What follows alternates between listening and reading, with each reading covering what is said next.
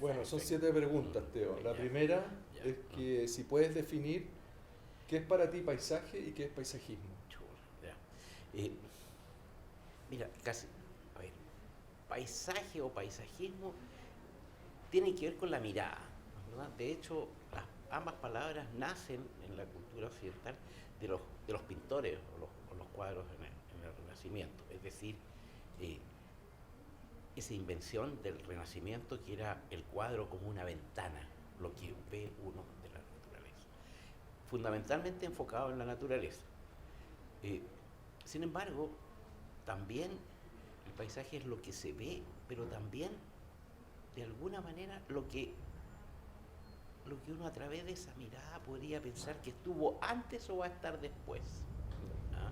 Es decir, no solamente lo que se ve en ese minuto o en ese momento, sino que también qué hubo, cómo fue, o como un elemento, más bien como un proceso, como un elemento más dinámico.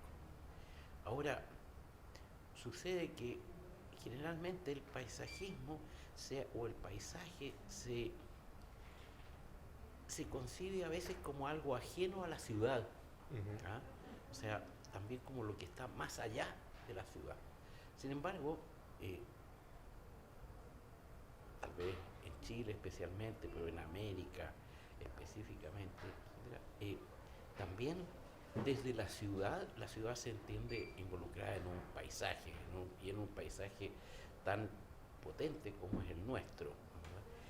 A pesar de que todavía no hemos aprendido las lecciones de alguien como Gombrich, que ya en los años 30 decía que en realidad eh, la ciudad es un término, pero en realidad el paisaje que entra en la ciudad está más allá de la ciudad. Ujú. Y de alguna manera no hemos logrado, de hecho las leyes y todo definen en Chile el territorio como urbano y otra cosa. Ujú.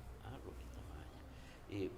Sin embargo, por ejemplo, los elementos importantes del paisaje entran en la ciudad, penetran en él y tienen más que ver. Las fuentes de agua, por ejemplo, ya sean los ríos o las mismas fuentes de agua, o los elementos de alimentación, de la agricultura, o los elementos de hoy en día que se entienden como distracción o que pasear, salir a correr o disfrutar de la naturaleza están a veces más allá a pesar de la introducción, que es un invento del siglo XIX en realidad, que es la introducción del parque que es una manera de introducir el paisaje adentro de la ciudad. Entonces me quería con la idea de que si bien es un elemento, el paisaje es algo que se ve, también es algo que se aprecia con todo el cuerpo. Ujú. ¿Verdad? Tiene que ver con el calor, el frío, la dificultad, el cansancio, etcétera. Y no solamente con la vista, pero también no solo lo que se ve, sino que también lo que estuvo o va a estar, más allá de eso. Sí, bueno, eso tiene claro en el Parque Bicentenario, eso cómo se trae Ya, eso que está mira, en fuera el Parque a Bicentenario la yo ciudad, copiaba ¿no? una frase que era de Libera, ¿no es verdad? Cuando hizo la casa de Malaparte en Capri, que, que él decía, no, eh, la casa estaba ahí, yo lo que inventé fue el paisaje. En este caso yo diría que en el Parque Bicentenario es al revés. El- de alguna manera el parque estaba, el país, porque era cuestión de, era un lugar al cual no se podía acceder, pero en la medida que uno accedía se daba cuenta que en el fondo estaba hecho todo el telón, todo el elemento que rodeaba al parque. Mm, cierto. La segunda pregunta, Teo, me gustaría saber cómo estructuras tú un parque. ¿Cuál es, Ya, en ese sentido, tu caja de herramientas, por así decirlo? ¿O de qué manera influye, por ejemplo, el tamaño? Digamos, ¿abordas de manera diferente el Parque Bicentenario y el Parque Inés de Suárez? ¿Puedes ahondar en ello? sí, claro. A ver, en esos dos ejemplos está bien claro, ¿no? Fundamentalmente, el Parque Bicentenario es un pedazo de borde o de naturaleza. Yo siempre pensaba que el Parque Bicentenario le daba la oportunidad a Vitacura, en este caso a una comuna, pensando la comuna ciudad como ser algo que en las ciudades hoy en día no es posible, digamos. Las ciudades han crecido tanto que uno nunca accede a sus límites, ¿verdad? O sea, incluso sus límites son muy difusos, por así decirlo. Hay una excepción nomás, que son las ciudades de costa. Las ciudades de costa llegan en un minuto y la ciudad se acaba, ¿no? ¿Verdad? Y la idea para el Parque Bicentenario era que Vitacura tenía esa oportunidad, tenía la oportunidad de enfrentar definitivamente la ciudad a su borde o a la naturaleza directamente. A pesar de que había una trampa, ¿no es verdad? Porque si uno hace zoom out, por así decirlo, en el Google Earth, ¿no es verdad? Se da cuenta que Vitacura está en el centro de la ciudad, o sea, la ciudad crece al otro lado del San Cristóbal, pero para el ciudadano a pie, al borde, el San Cristóbal se muestra como un límite natural, ¿no es verdad? Esta península que entra por la ciudad. Y entonces Vitacura tenía ahí la oportunidad de hacer en el verdadero término esa calle que en Chile es bien raro, porque por ejemplo la avenida al lado del río se llama Costanera. En realidad no tiene mucho sentido más que ahí, porque definitivamente ahí es como si fuera un borde o una costa.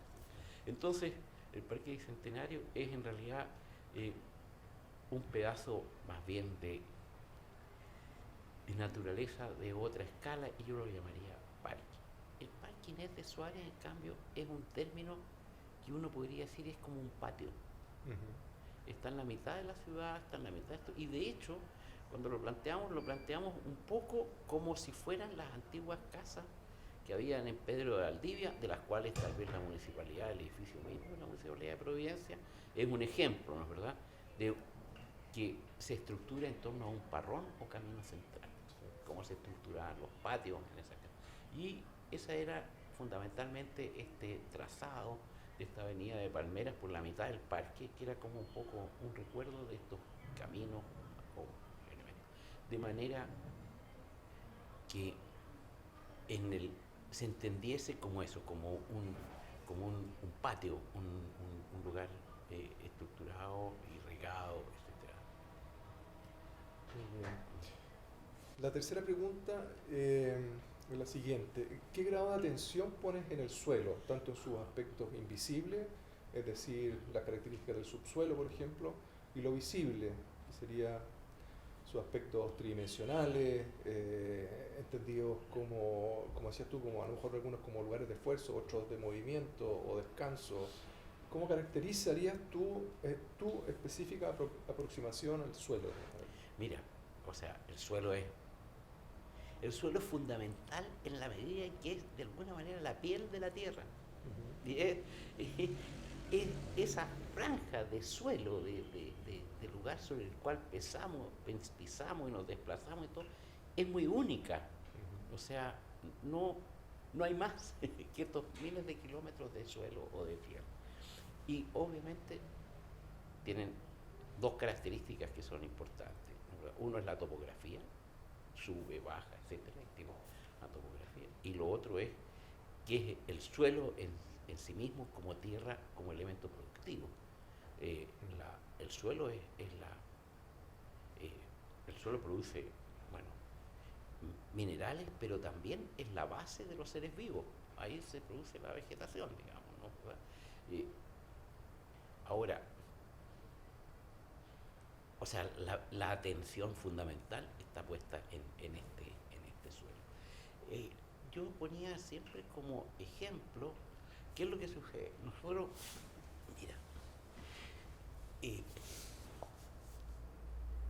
en general Chile, y eso es lo que tratamos de hacer en la quinta normal, ¿no? ¿Qué es lo que descubre Gay cuando le propone al gobierno en 1840, ¿no? ¿Verdad? Le dice, mire, porque a Gay, la pregunta que le hicieron a Gay era, oye, ¿qué somos? Cuéntenos qué somos, qué es este país del cual nos venimos a hacer cargo, ¿no? ¿Verdad? Ahora. Y se rompe la continuidad con la corona, que eran los que sabían lo que era. Y Gay les dice, bueno, Chile puede ser, es un país minero y agrícola. Puede ser una potencia agrícola y es una potencia minera. Entonces, estos dos términos del suelo, lo mineral como algo, entre comillas, no es geológico, ¿verdad? Y lo vegetal o la agricultura como algo. Y siempre hay en la ecología unos términos que es lo siguiente: lo mineral tiende a pulverizarse y a desaparecer, y lo vegetal tiende a la vida y a crecer. O sea, es lo que es una ruina en el fondo, ¿no? ¿Verdad? Una ruina, si tú la dejas un tiempo, ¿verdad? Todo lo que está mineral construido se deshace y en cambio se va atrapando con lo que crece, ¿verdad? Lo vegetal. Entonces, en esos dos términos, cómo controla esas dos cosas es fundamental. ¿Qué pasa en Chile y fundamentalmente en esta zona? Que los elementos vivos o los elementos vegetales para crecer, en general los elementos vivos, ¿no es verdad?, necesitan dos cosas: temperatura y humedad. Entonces, por ejemplo, en los dos extremos podríamos decir que los desiertos son lugares donde hay temperatura, pero no hay humedad. Y la Antártica es un lugar donde hay mucha humedad, pero no hay temperatura. En el rango intermedio es donde las cosas crecen, ¿verdad? El elemento donde se dan las dos cosas en forma fenomenal es la selva, ¿verdad? El Amazonas, la selva, donde la temperatura es alta y la humedad alta.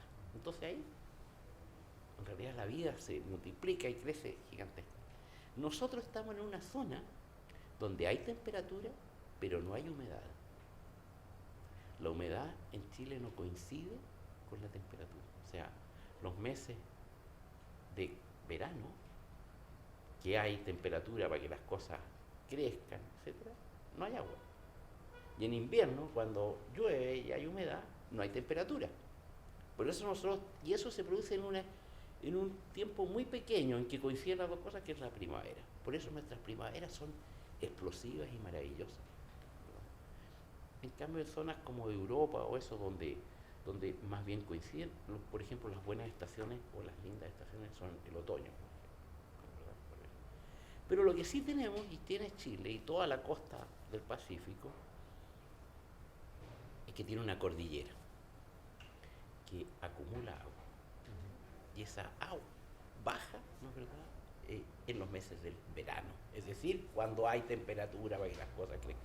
Y por eso se han producido estos oasis en toda la costa del Pacífico tan fantásticos.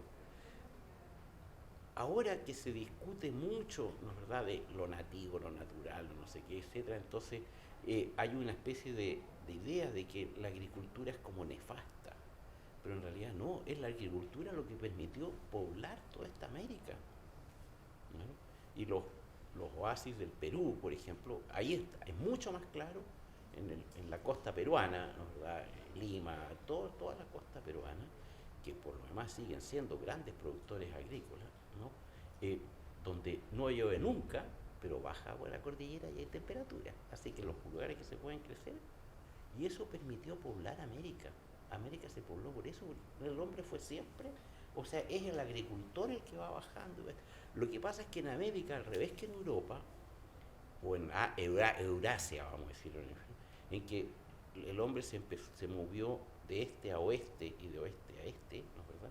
Se movió siempre por un mismo corredor ecológico, vamos a decir, o de temperatura o de sol, ¿verdad? El Mediterráneo o más al norte, etc. En cambio, en América, a medida que tú bajas, va cambiando. Entonces hubo que ir inventando siempre elementos de la agricultura cada vez que estaba más abajo. Y la impresión, de hecho, con la que llegaron, ¿por qué llegó Almagro? Porque el Perú terminaba en un gran desierto, pero siempre les contaron, más al sur de eso hay una tierra fértil, hay un bueno.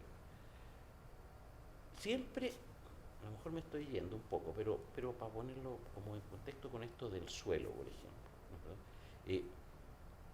Este agua que baja de la cordillera es un agua sumamente rica en minerales, entonces es magnífica, al revés que el agua de las lluvias.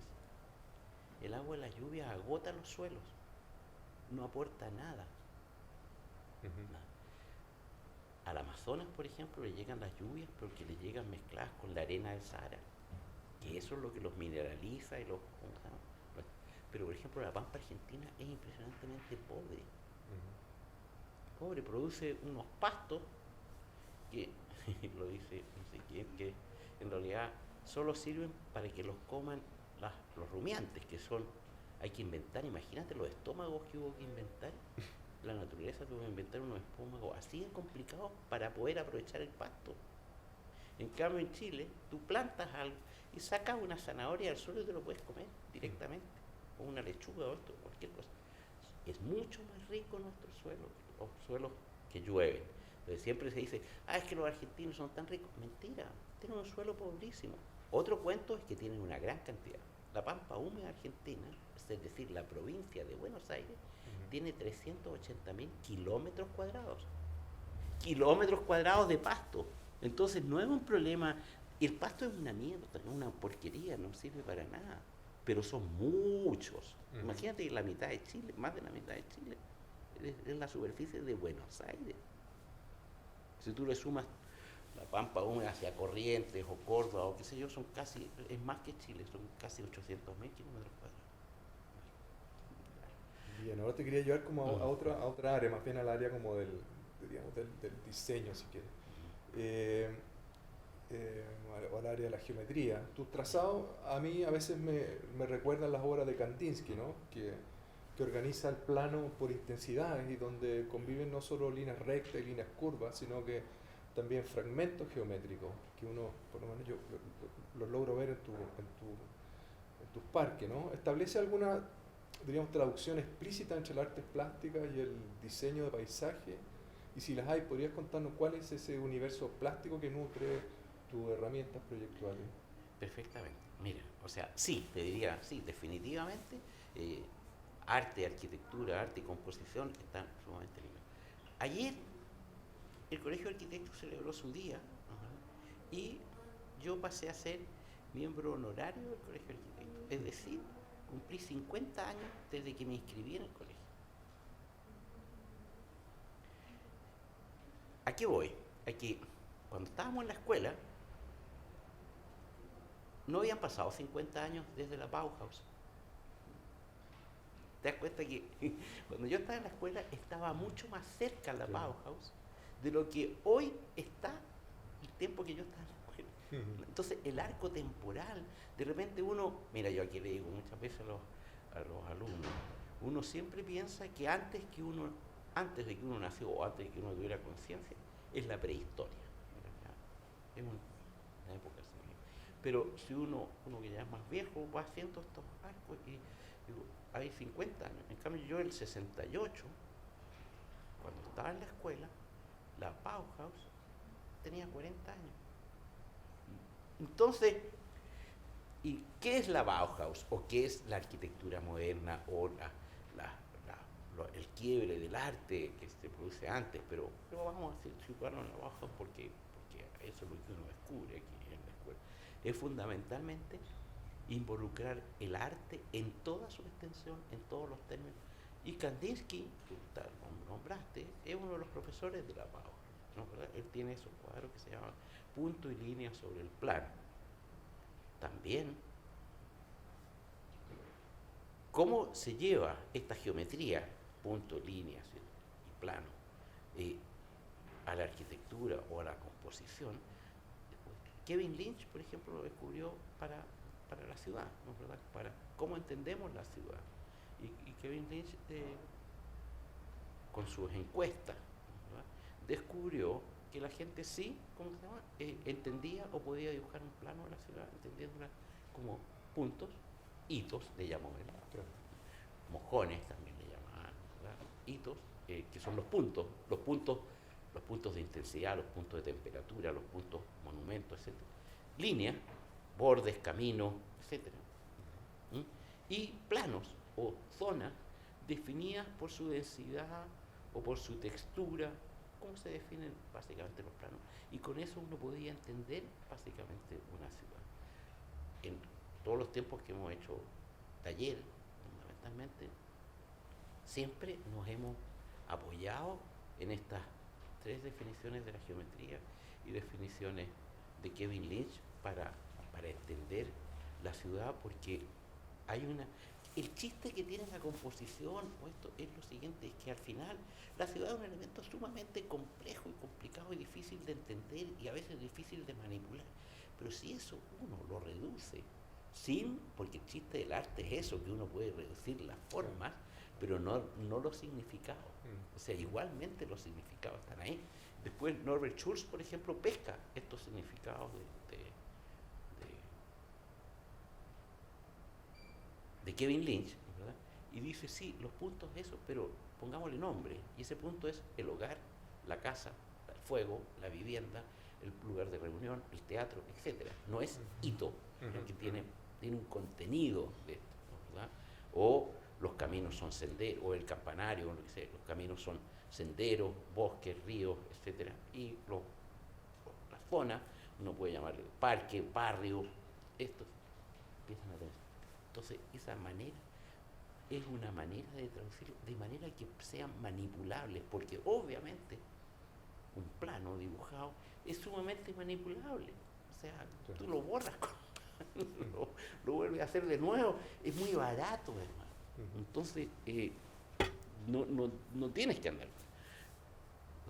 Entonces la pregunta es, sí, definitivamente, sí, y me parece que esa herramienta y eso que derivan de esta cosa de la paz, sí las empleamos y sí están en los fundamentos de la composición.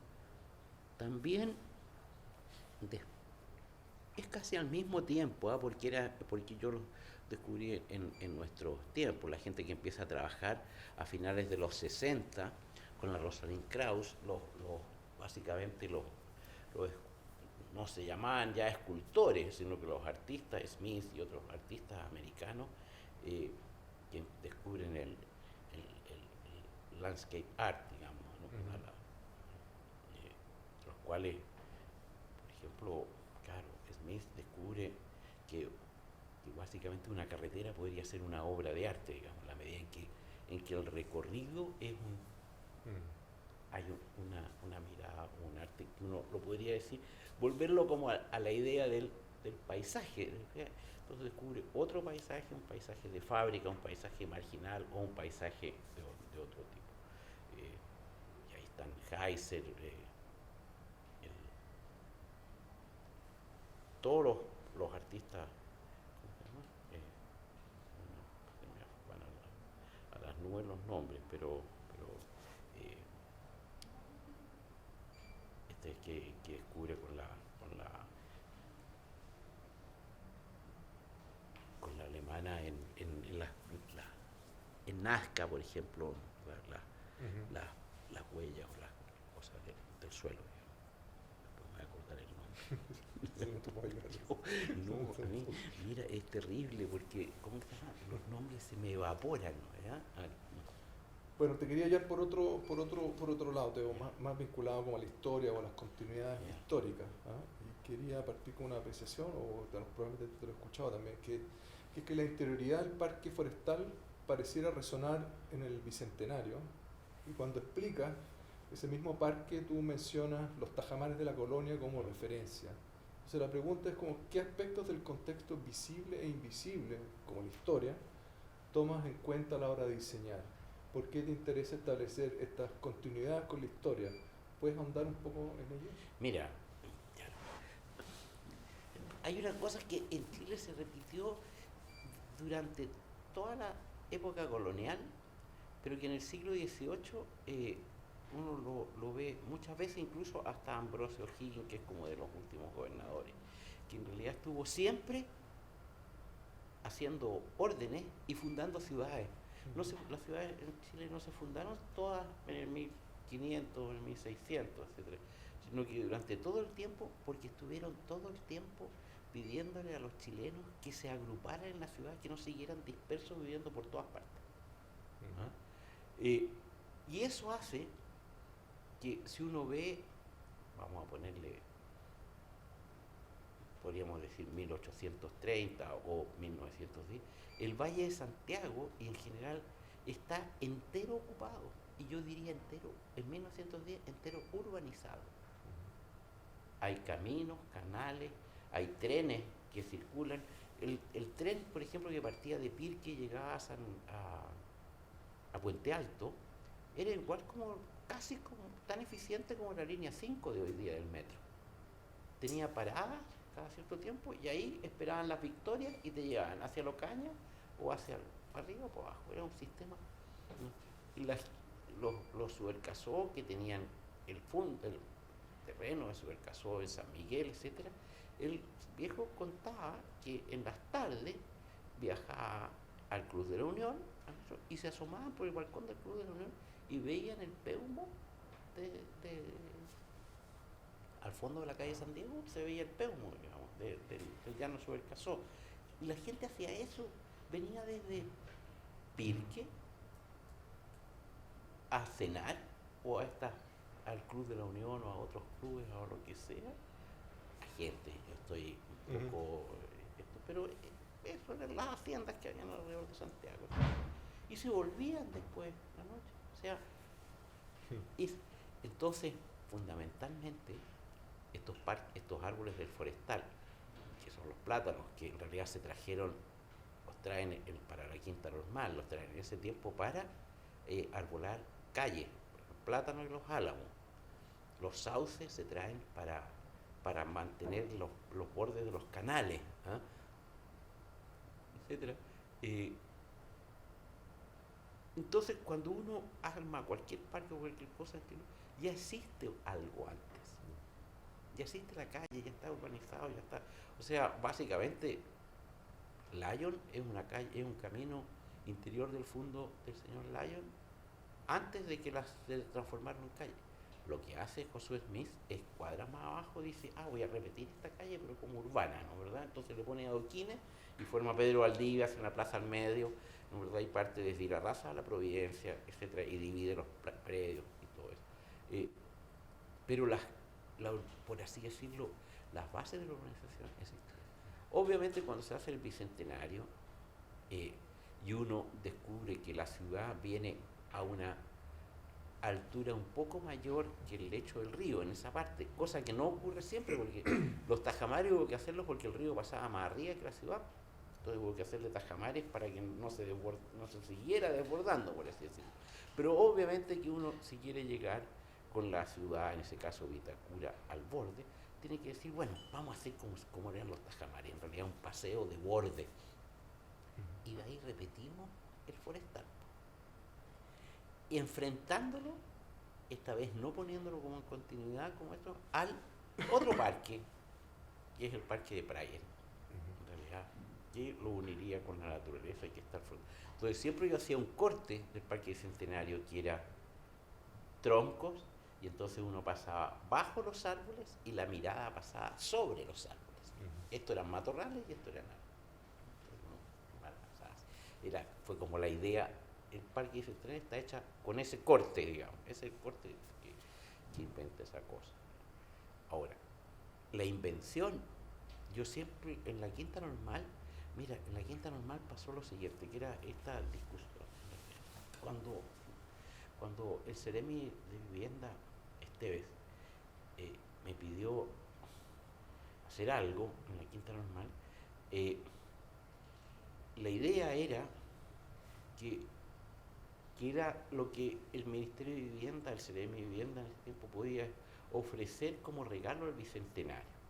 Obviamente que la Quinta Normal aparecía como, primero había sido el lugar de celebración por excelencia del centenario en 1910. Y después la idea es que había crecido casi, era un invento del principio de la República. Pero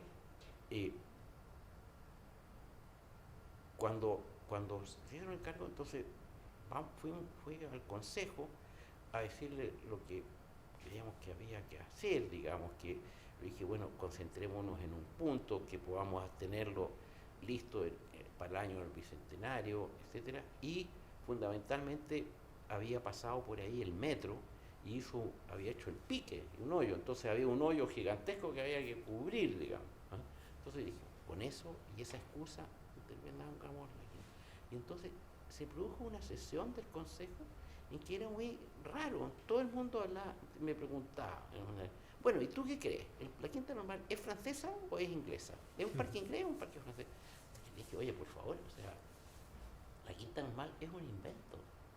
Es un invento que en realidad tiene de lo francés la explotación del territorio, en realidad los caminos, que los franceses lo hacían para cazar, ¿verdad? Para poder cazar, pues se instalaba el rey en una punta, ¿verdad?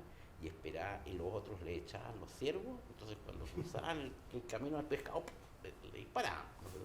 Pero también era una manera de explotar el territorio, claro, de los puertos y todo eso.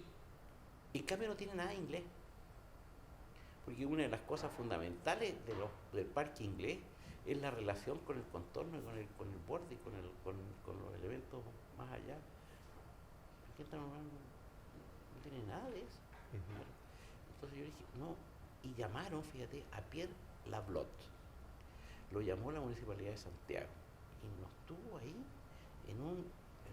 yo le tuve que presentar el proyecto en una y todo, y le dije eso, o sea, porque en realidad también me dieron preguntando, bueno, ¿y qué PIP es esto? Claro. Entonces yo dije, esto es un invento. En realidad esta es la invención del paisaje republicano en Chile, o sea, este gallo inventó este Chile agrícola y minero. Entonces yo dije, vamos a hacer una cuestión de piedra y destacar las cosas de los árboles. Es una invención, de hecho es tan invención que cuando aparece entre comillas lo que uno podría decir el paisaje inglés, que es con Prager en el Parque Providencia, que sí tiene características inglesas, porque Prager dijo, este parque mira la cordillera, mira el plomo, o sea, lo relacionó con el borde y introdujo la vegetación nativa de matorral, de este matorral arborescente de Chile. Cuando Prager hizo eso, la discusión en el diario fue ¿a dónde salió este señor que viene a traernos estas cosas extranjeras cuando en Chile tenemos una naturaleza maravillosa y fantástica como son los álamos, los sauces, los plátanos, etc. Puros árboles que no tenían nada que ver con Chile. Los había introducido Cay en la Quinta Normal, pero se habían culturalmente, estaban totalmente incorporados. Chile, y de hecho todavía hoy yo creo que tú le preguntas a la gente, oye, un paisaje chileno te dibujan álamos o sauce o cuestiones como ese tipo, pinos, ¿no? ¿Verdad? Que son todos los que introdujo. Entonces, era eso, poner en, por así decirlo, en contraste esas dos cosas. ¿Cómo ver desde la ciudad, es decir, el forestal, con troncos, con columnas, etc., la naturaleza, es decir, Prague? Eso es la cosa bicentenaria. Ahora te quería preguntarte, yo que te quería preguntar, no sé si es algo que se puede responder, pero si es que existe o el momento de diseñar cómo contempla los distintos usuarios, ¿no es cierto? Digamos, no sé, las clases sociales, género, edades, entonces como diferencia de usuarios, si tienen alguna importancia en tu diseño o son parques para todos sin distinción. Mira, el gran ciudadano de los parques son los niños. ¿Ah? Y mira,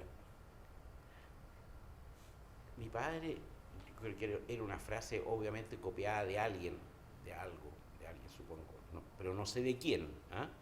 Decía, los padres son dos desconocidos que los hijos hacen parientes.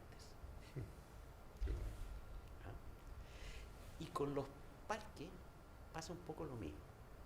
Son los niños los que siempre están tironeando a los papás o a las familias que los lleven para un lado o para otro, no sé qué, etc.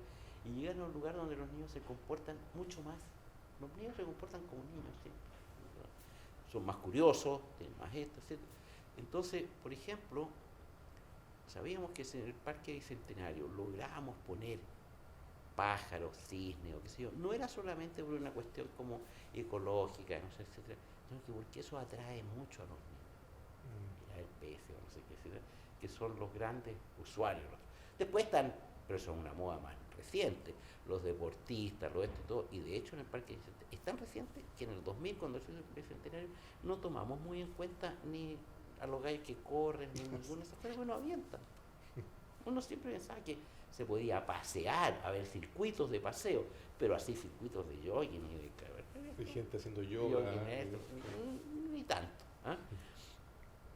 Por un lado. Por otro lado, claro, me acuerdo, o sea, sí, o sea, por ejemplo, insisten mucho, no hay juegos para niños, hay juegos para niños. Yo prefería que hubiera una pileta con pájaros, con peces, etcétera, que juegos para niños. Los niños pueden jugar en cualquier parte.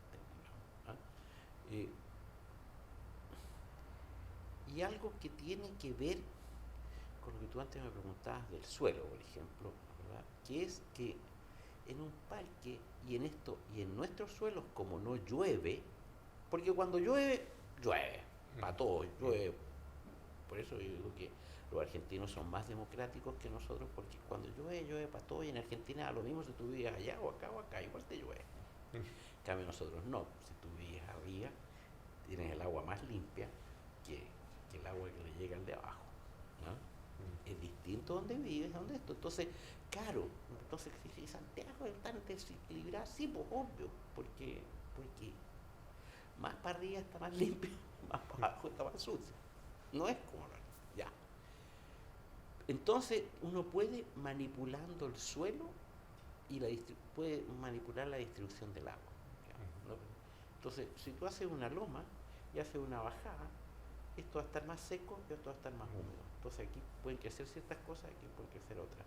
Si tú pones pasto, ojalá lo pongas así de manera que la mayor cantidad de tiempo uno se pueda echar en el suelo, porque va a estar más seco. Si lo pones así, pues se va a estar barriento toda la vida, entonces mejor.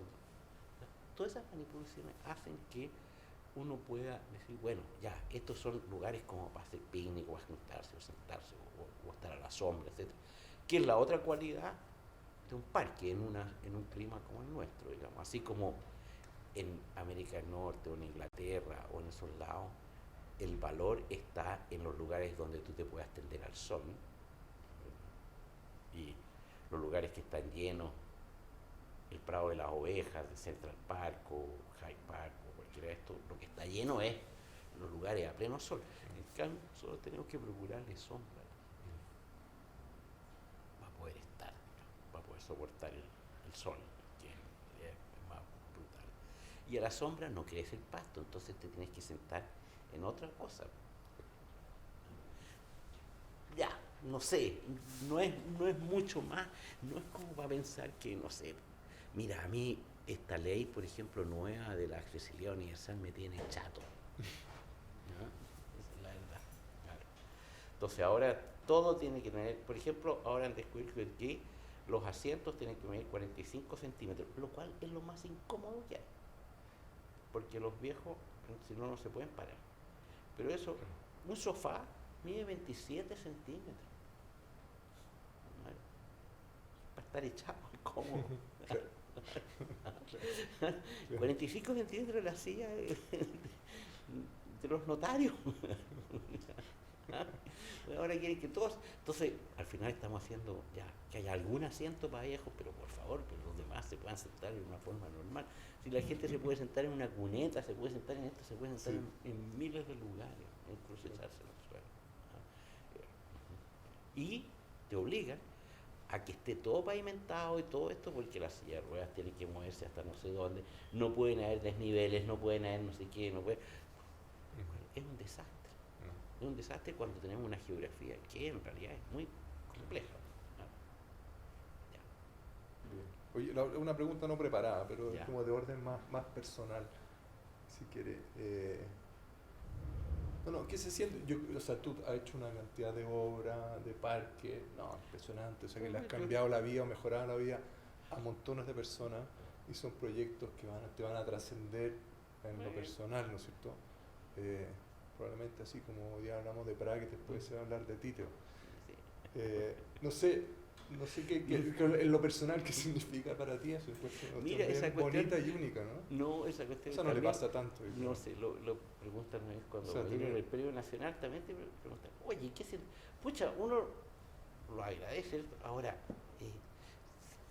veces, Pero esto es como con arquitecto obra que tenemos, afecta claro, gente. pero como arquitecto Sí. tenemos, yo creo que la posibilidad de hacer algo es como, es un premio en sí. Digamos. Yo hallo que hacer algo es como los actores cuando en el teatro lo aplauden, digamos. Es como, ya, es como, ya, Bien.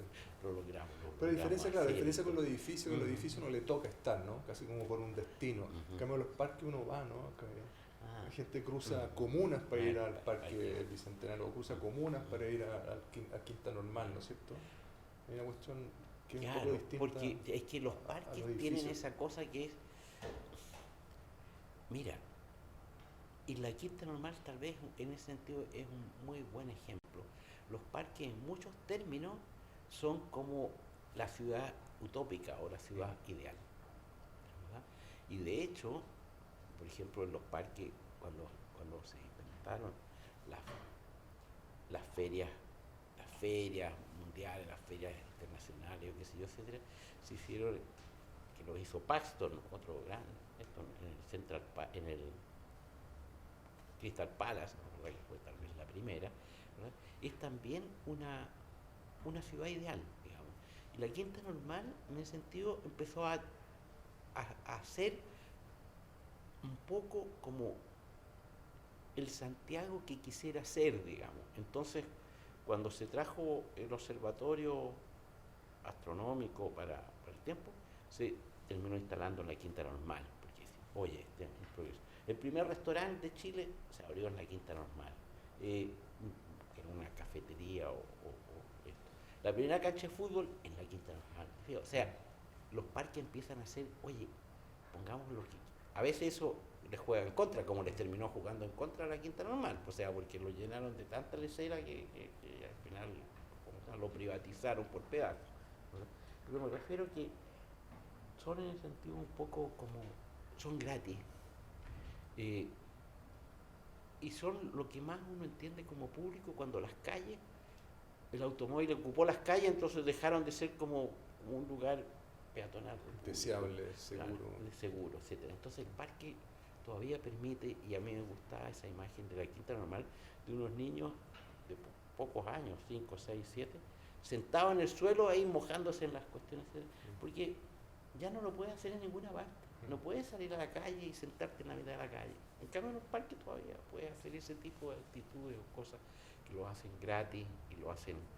Y estar al lado de gente que es totalmente desconocida. Está bien. Eso es una ciudad en ese sentido, no voy a decir ideal o utópica, pero es como la ciudad que uno quisiera.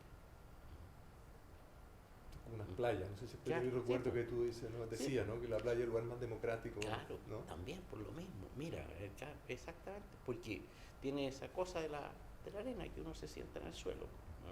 Tal cual, igual que los peces. Bien, pues Ya, Teo, muchas gracias. no, Ha gracias a sido ti. un placer. Bueno conversar.